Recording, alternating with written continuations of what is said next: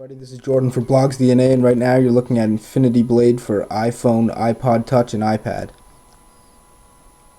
This is just right after the opening sequence, where it sets up the storyline of your father being killed by someone they call the God King. After this happens, it goes into the future 20 years, and you can see right here we're about to start Infinity Blade Bloodline 1.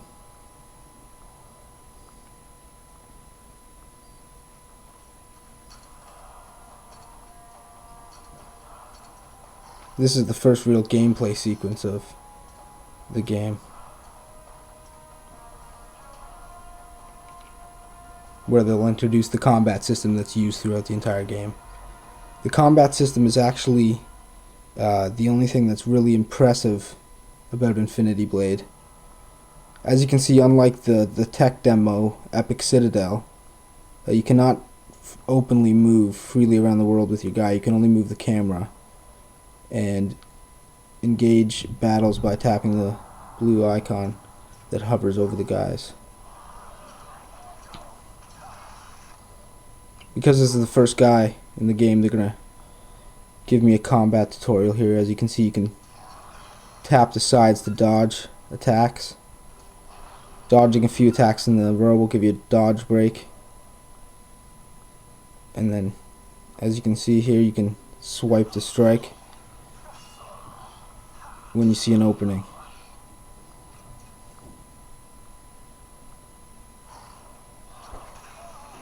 You can also press the center button here to block, giving you a moment to hit the enemy.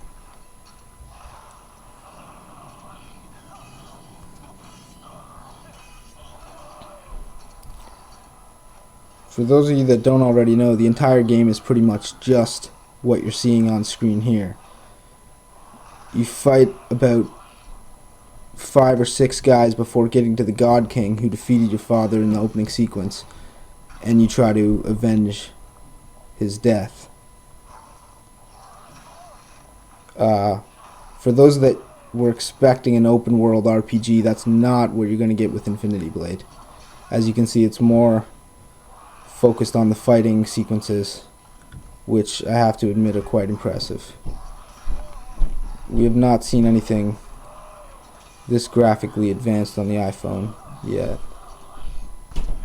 and it really does look like a console game.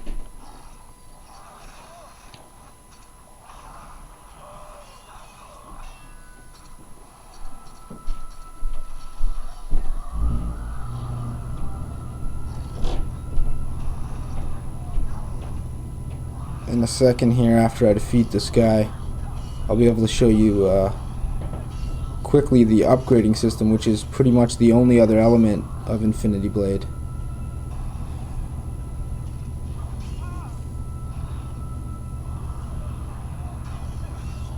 Okay, here we go. As you can see, I defeated the first enemy in Infinity Blade.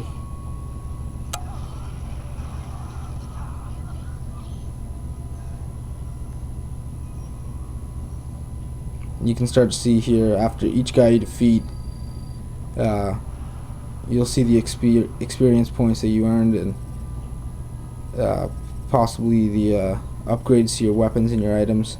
And you'll be able to buy new items, find new items, and earn new items after each guy you defeat. As you can see here, you're able to find things on the ground by tapping them.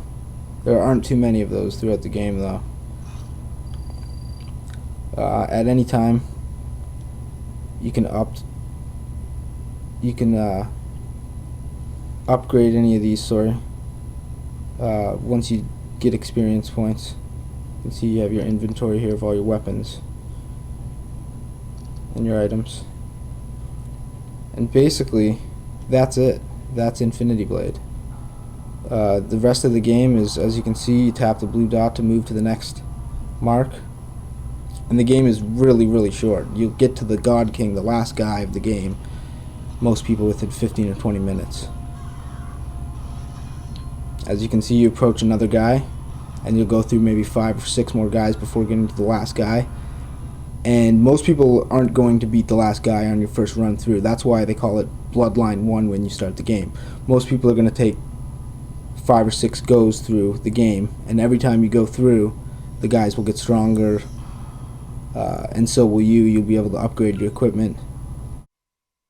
As you can see here, it's telling me to parry. There are a few different ways of opening up your enemy for attacks.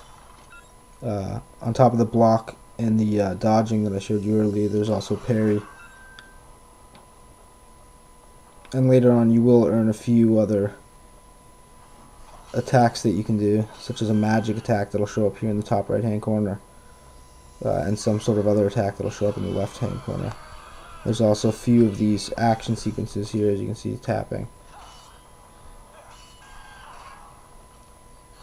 But yeah, that's pretty much it.